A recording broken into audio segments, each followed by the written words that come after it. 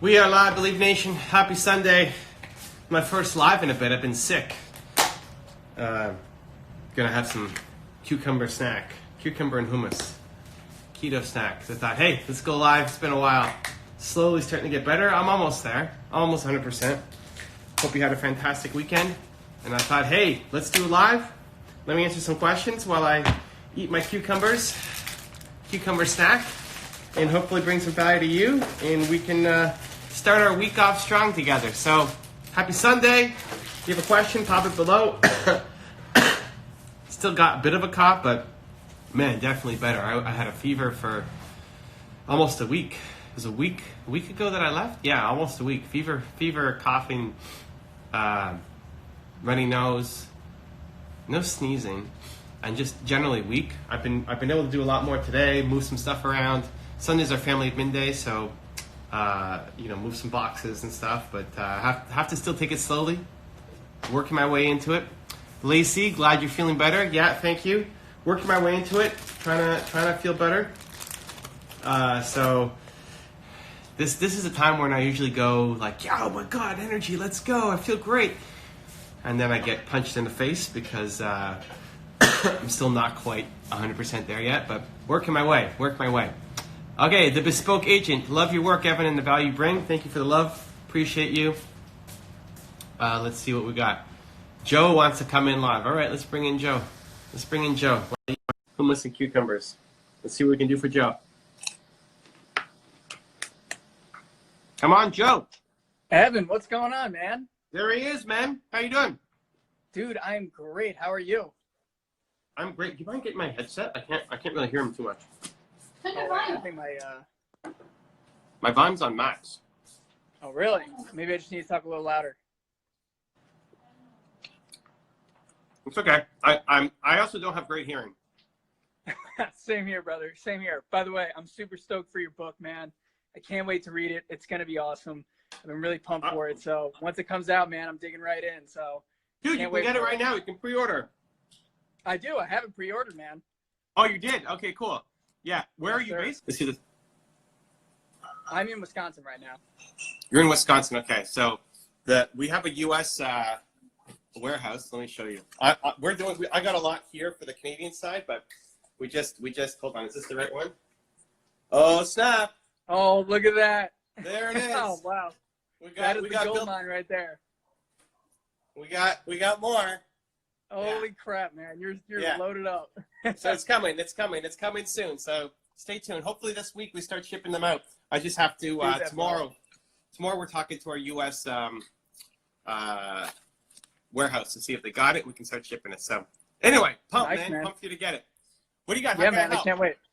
Yeah, man. So one of the things that I'm just so fascinated about and always hearing from people is, what is your approach on if someone has a limiting belief, such as I'm not good enough, or I'm always going to be rejected, or things like that? What is kind of your go-to advice for someone who wants to get a new belief about themselves, or, get over a limiting belief that they might have had in their lives that's holding them back?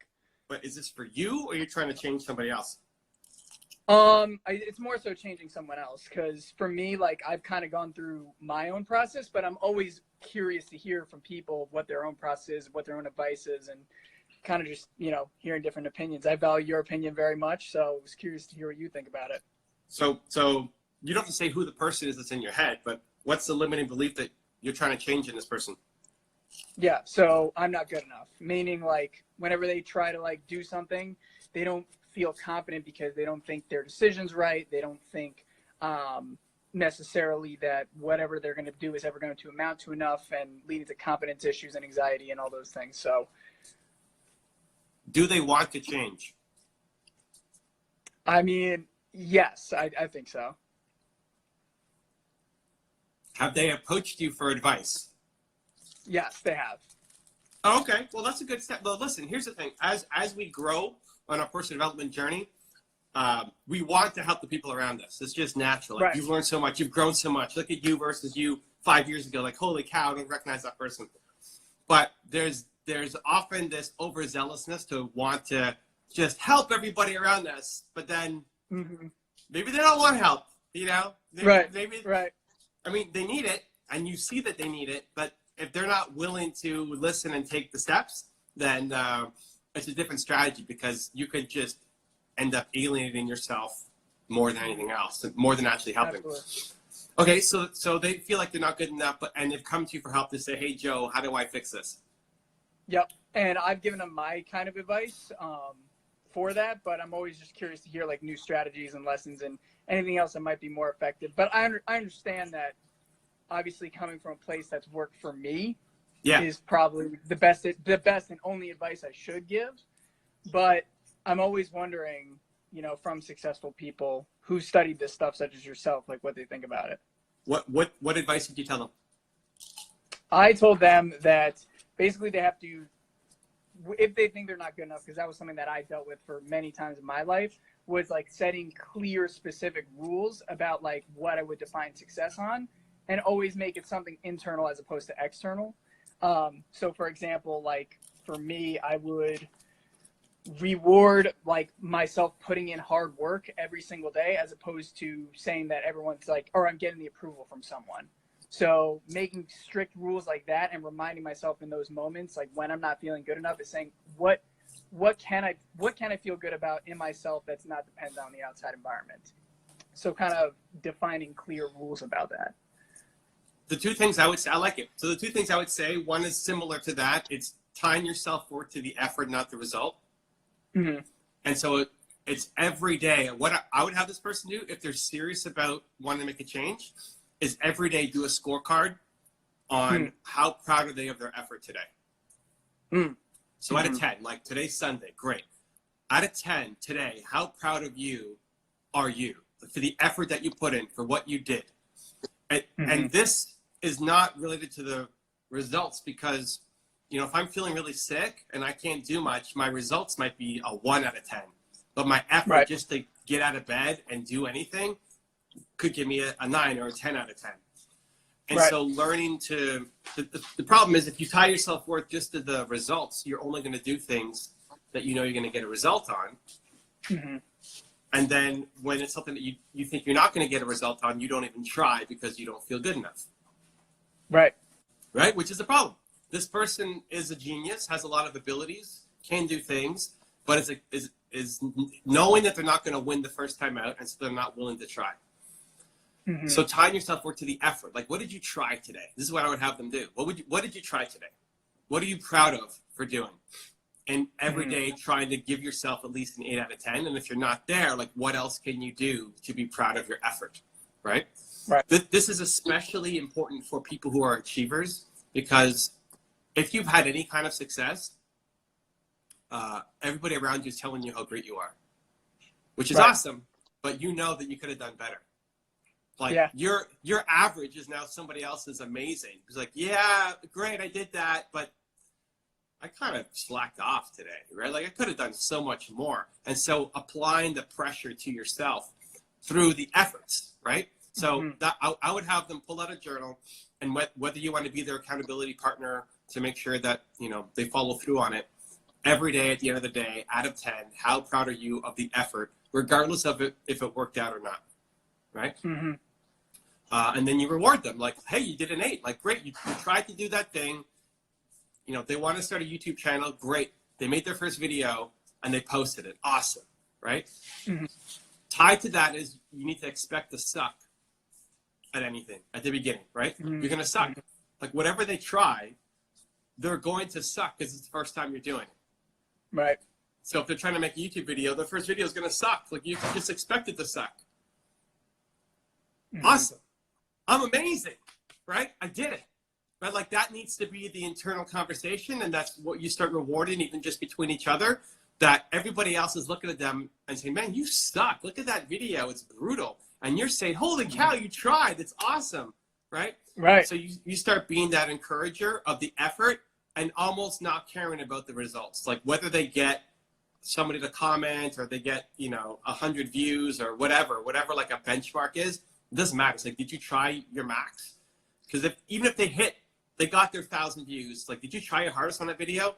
Nah, dude, you got to go back. Like, I'm not celebrating the 1,000 views. I'm celebrating, like, you need to put in your max effort. So the daily scorecard out of 10, and expecting to suck in terms of the results. Mm-hmm. So that's step one. The second thing I would do is whoever makes them feel, and like maybe it's you, but look at who their heroes are. Who is this person's heroes? Do you know who they look up to, who they love, who they respect? I know Lewis Howes is on the list for them. Jesse Itzler is on the list for them. So those are like two of the big guys that I know he really likes. Great. So the good thing is Lewis has got a ton of content. Jesse, I don't know if he has his own channel. I know he's done a bunch of interviews, but he's got the book. He's got a bunch of content out there. Every day I would start with content from one of those two guys, because Lewis went from sleeping on his couch, like he was. I mean, I don't know if you know his story, but it was athlete breaks his leg, I think it was, and then it's like sleeping on his sister's couch and hates his life and feels totally worthless. Talking about a guy who felt worthless, right? I'm not good enough. That's Lewis's story. And so, Lewis could get out of it. Jesse, I don't know as much about the story, but his father taught him all about this whole self-worth coming from effort, not results, came from his father, and it was one of the most important things that his father instilled. I would have him for sure look at the interview between him and Gary Vaynerchuk, and Jesse did an episode on Gary's podcast, but his video, YouTube too, where they talk about tying your self-worth to the effort, not the results. And so if those two guys make him feel a little more brave or unstoppable, Nina's got some laundry behind us. That's awesome. I got to fold that later today, right? Yeah, I got to fold that after. If it gives him a little bit more courage, then start your day with one of those two guys, either an audiobook or the book or video. Lewis has tons of content, so that should be easy. Or any of his other heroes, right? So you're not allowed to let your day go by, especially the morning. Like, I don't know what his morning routine is, if he works out or has coffee or whatever, drives to work. Like, part of your morning routine has to be now consuming at least 10 minutes of Lewis or Jesse or one of your heroes. If he's doing that every day, like, you may not notice a difference from today until tomorrow. But if every day for the next month, every day he's starting with one of those two guys and he's checking in with you at night over how proud he is of his effort, he's going to change. It's just going to happen. Yeah. Yeah. Right. Yeah. It's just repetition's the mother of all skill. And I love that too, because like thinking about in my life too, like even just hearing stories from, even guys like you who like go out, who you're like, yeah, like I'm a natural introvert, but I go out there and I crushed it. It shows that it's possible. And I think that when you can see it's possible in other people's success, like going through the same stuff, I think it gives like that beacon of hope. Is that kind of like the angle that you're going for with that, or? Yeah, I mean, the whole introvert thing was, people look at me and well, it's easy to think, wow, well, he's got it all figured out and he's going on stage and, doing all these events, making all these videos. And I'm 6,000 videos in on my channel and still scared to make a video on my channel, right? I'm not. Lewis is the opposite. Lewis is such an extrovert. Like, I was just hanging with Lewis in Puerto Rico like 2 weeks ago or something. And he's going up to everybody and saying, hi, how are you? And remembering all this stuff. And like, that gives me anxiety. Like I hate talking to strangers. And there's no right or wrong. It's just leaning in on you.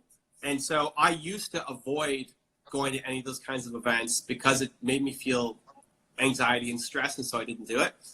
But the conversation that I changed in my head was, I do things that make me feel nervous. I do things that make me feel scared. Being fearful is not a good enough reason not to go off and do. So for Lewis, he just shows up and he crushes it because he's an extrovert and he loves it. For me, like, I'm already freaking out in my head just on the airplane on the way down, like, oh my God, what am I going to talk to these guys about?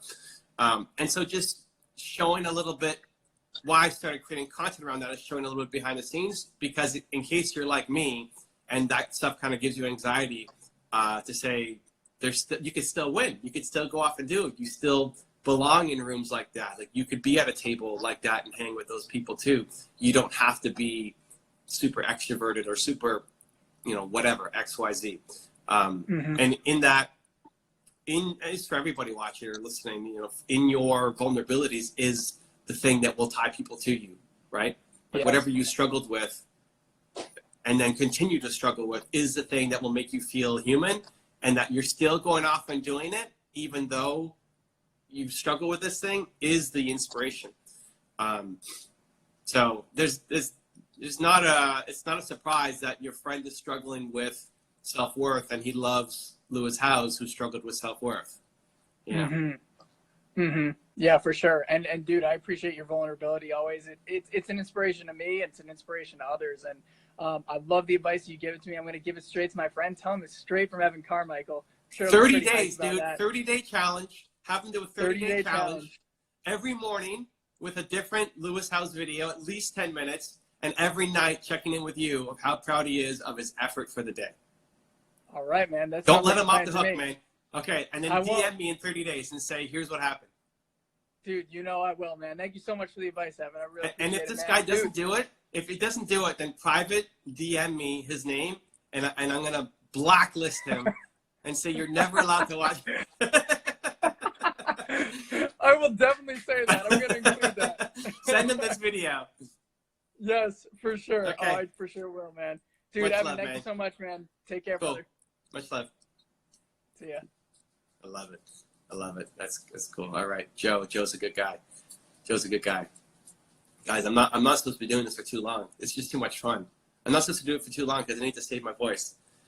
Okay, let's get to a couple of text questions just before I finish up. Stay more. Hello, Evan. I want to own my own business. I'm 18 years old. Where should I start? I read books. I study successful people. Okay, so it's a great start. You're moving from, step one is moving from consuming entertainment to consuming education, right? Most people will go home and they'll just watch Netflix and you know, or play video games, or just do something where they're just consuming entertainment. They're just trying to shut off a life that they don't like. What you're doing now is moving to a place of consuming education. You're learning, you're trying to get better, right? You're studying people, you're reading books. Awesome. Even this here is consuming education. You're asking a question. Great.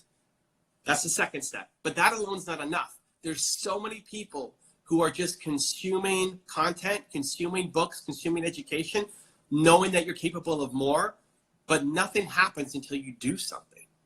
So you have to take that education that you've learned, take those people that you studied that have had success, and now apply it and actually do something, right? So the best businesses are a combination of what you love doing with where there's a demand. What do you actually love doing? Like, what could you do for hours and just, it doesn't feel like work, right? So even this, I love this stuff. I love doing IG Lives. I love talking to you. It's not work to me. Like I'm already on longer than I was supposed to be on. Because it's genuine enjoyment for me. For other people, it's work. Like, oh, Instagram Live, you're kidding me? I hate doing this, right? Great. Like, for them, don't do it. But that combination of what you love doing with what there's a demand for, like you're solving a problem, you're helping people, right? If you just love it but nobody cares, you have a hobby. If you just chase an opportunity but you don't love it, you're never going to win because you're going up against people who actually love doing that thing, right? So it's got to be that intersection, and then you start. So, you know, looking at studying successful people in your question, I studied Bill Gates, right? I when I was struggling in my business, I studied Bill Gates, and then I got an idea from him about how he did partnerships, and I applied it to my company like the next day, right away. Right? I'm about to do a post on Instagram talking about entrepreneur versus wantrepreneur. And the entrepreneur has an idea, and then, you know, a month later has a business. The entrepreneur has an idea, and a month later it's just still has an idea, right? And so it's easy for you to stay complacent. It's easy for people to stay in wantrepreneur land because you might be ahead of all your friends. All your friends are just consuming the entertainment and kind of wasting their life away and just staying where they are. You're at least on a path of education and learning, getting better, but you never actually build the life that you want until you start doing. So it's awesome. Don't stop learning. Come back here anytime. But now it's applying any of those ideas that you learned and now try to go off and make a business, right? Take what you love doing with what solves a problem for somebody else and get paid to do it. You have to start doing. Education alone is not enough. Let me answer a couple more. See, it's too fun. Antonio, do you get depressed? And if you do, how do you shake How do you shake it out and get back to normal? I wouldn't say I get depressed. I don't know that I've ever been depressed, even in my lowest lows and worst day of my life was my first business when I said that I quit. I wouldn't say that I was depressed. Stay more saying thanks, everyone. You're welcome, man. Good luck. I wasn't depressed in that, but do I have low periods? Sure. Of course, everybody does, and sometimes the periods are seconds, minutes, hours, days. I don't know the last time I had a days little period. I mean, even just think about this, like what I've just gone through in the past week of being super sick. I've lost momentum on everything. I didn't do an IG live. I didn't, all my projects. I'm doing just the minimum amount of work of what I can actually do, right? Again, back to being proud of your effort. I'm proud of the effort I'm putting in, even though the results are tiny, because I just physically and mentally, there's been projects I need to work on.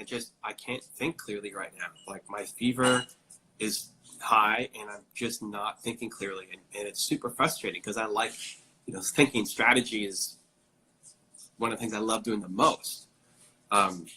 So how do I bounce back? One, be gentle on yourself, right? Like this is the most I can do right now. I can't do Instagram live right now, right? I can't do that call right now.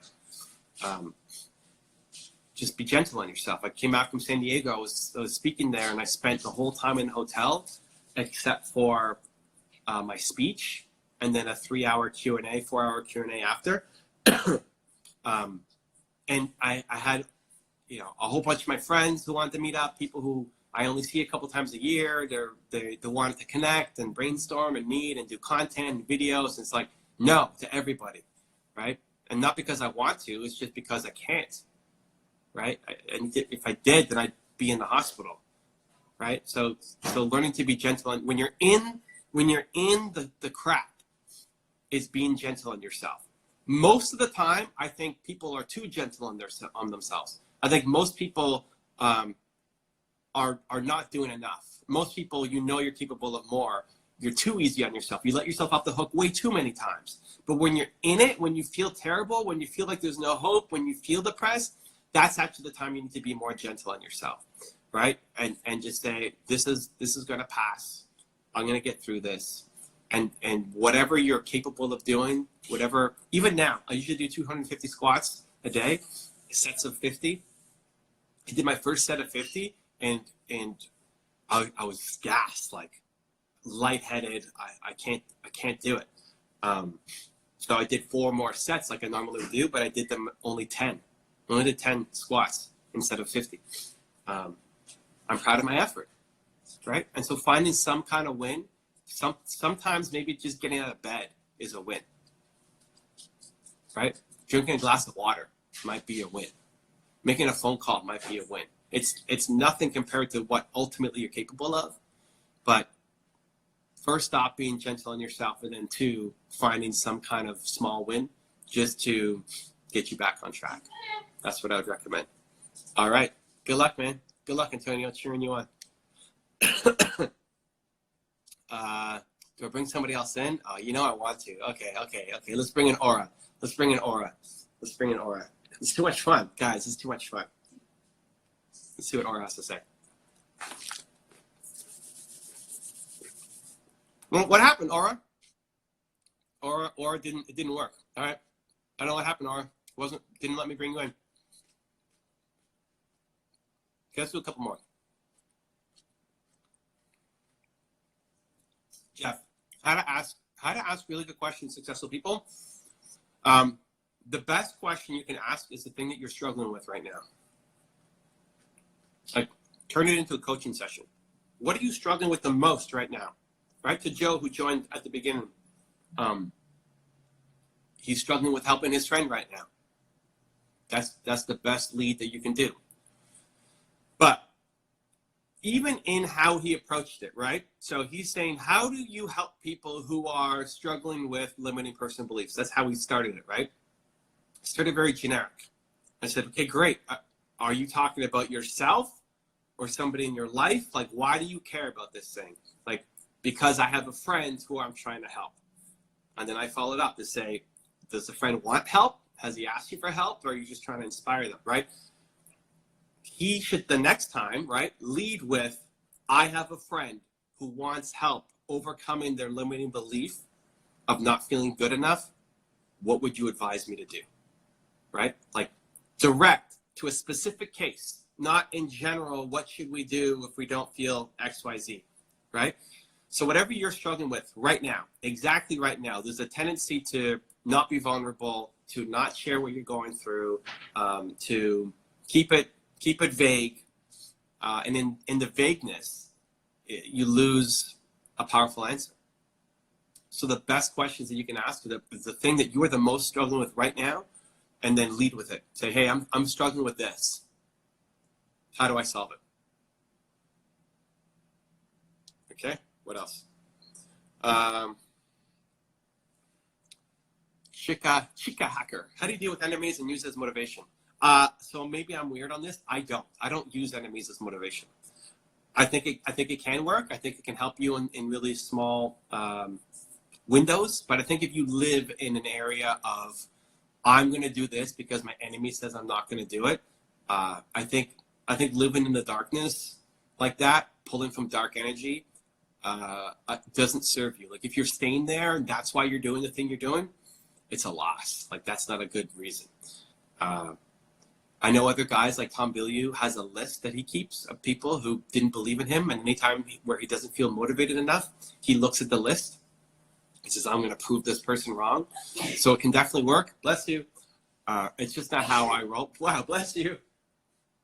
It's just not how I roll. If somebody's really coming at me with negativity, how I deal with enemies is I have empathy. I feel bad for them. Like if somebody's coming at you hard for something, if that's their default, if that's how they get excited and happy, then I just feel bad for their life. And then it's hard to be angry at them, right? If I make a video on something and somebody comes and leaves a negative comment, if that's the thing that gets them so happy is leaving a negative comment on my video, what kind of crappy life do they have to be living, right? That's what I'll think, man. And then I just feel bad. It's hard to be really angry at a baby, right? You just expect babies to poop everywhere. So that's what I see. Like if somebody's coming at you with just hatred and negativity, they hate their life. They're just a baby. And so I feel bad for them. I feel sad for them more than anger. And then there's nothing there to turn into motivation, right? If they're just negative on you and then you feel bad for them, it just feels wrong to now say, oh, I'm going to prove this really person who hates their life, I'm going to prove them even more wrong. Anyway, that's how I do it. I don't know if that helps or not. A lot of people use it as motivation. I just don't like living in a dark place.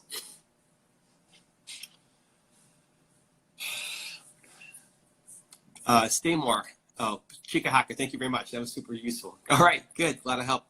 Business is related to your favorite thing, is it? Doesn't have to be, but the more you love the thing with, again, what you love doing with what helps other people is where you're going to have a successful business. If you don't love the business you're in, the doing of it, you're not going to win because you're going up against people who love doing the thing. A couple more. Madalena, I'm struggling with discovering my passion. What is my vocation and what is the best for me?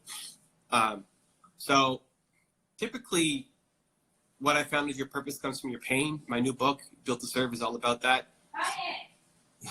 What? Buy it? Yeah. Nina says, go buy the book. Yes, buy the book. Your purpose comes from your pain. So whatever you struggle the most with is the thing you want to help other people through.